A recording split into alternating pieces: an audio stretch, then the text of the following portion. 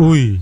Okay, hari ni kita nak layan satu trailer filem seram yang akan mula ditayangkan dekat program 20 November 2025. Filem yang bertajuk Menjelang Maghrib 2. So, filem ni sebuah filem yang berlatar belakangkan tahun 1920 masa zaman Indonesia masih lagi dijajah oleh Belanda. Jom kita layan dulu trailer Menjelang Maghrib 2. Jom.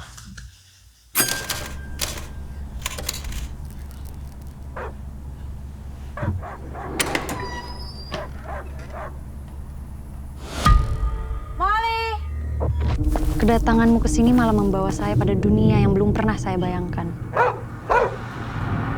Ui. Hamzah tiba-tiba muncul kat situ. Sebelah kanan tiba-tiba muncul. Memasung Laila di tempat seperti ini. Perempuan ni kena pasung apa pasal? Karena kalau tidak dipasung, Laila akan keluar rumah sehingga membahayakan warga desa. Jadi kena gangguan lah. Tapi tidak dengan cara seperti ini. Perempuan ni, ada benda. Rumah, mencari sampai ke hutan dan kami menemukan Laila.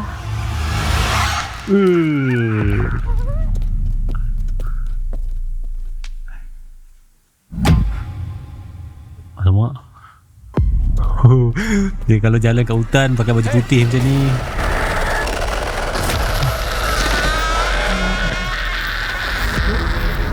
Laila jiwanya akan tenang apabila dipasung di tempat seperti ini.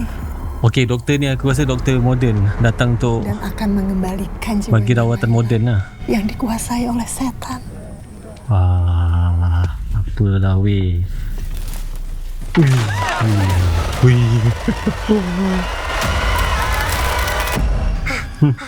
Semua manusia